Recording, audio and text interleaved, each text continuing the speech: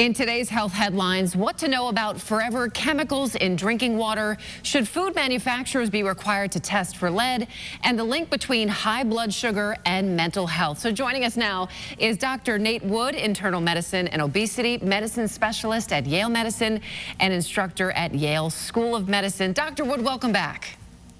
Hi, thanks for having me. So we've got a lot of ground to cover here. The Environmental Protection Agency has established limits on forever chemicals allowed in drinking water for the first time. What are your thoughts about this, and what should we know?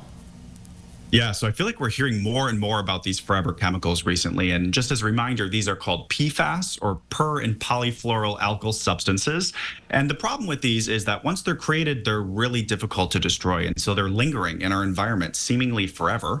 And they're also lingering in our tap water. So almost half of Americans have been found to have PFAS in the water that they drink and in their blood.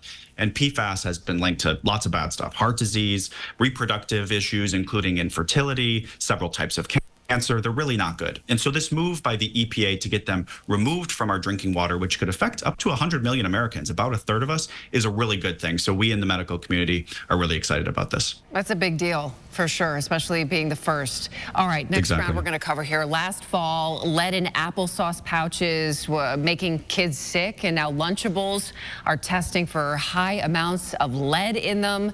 Should manufacturers be required to test their products?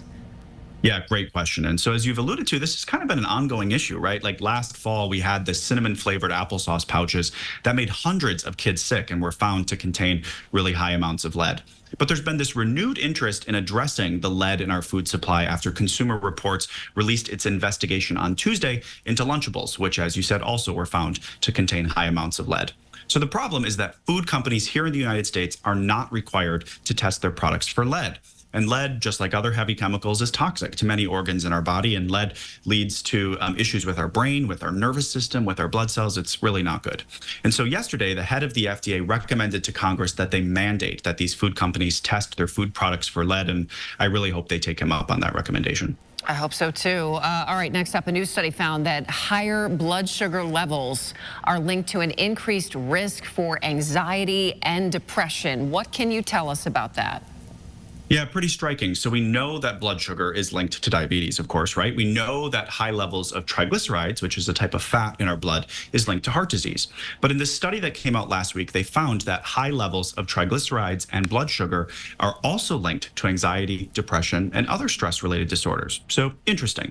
Now, on the other hand, we know about HDL, which is our good cholesterol, and that high levels of that actually protect us against heart disease. And in this same study, the researchers found that the participants who had high levels of HDL were actually less likely to experience anxiety, depression, and other stress-related disorders. So this is what's so cool about this. If we are eating a diet that protects us against heart disease and type 2 diabetes, we are simultaneously eating a diet that supports our mental health. So just another reminder that food is medicine, not only for our body, but also for our mind.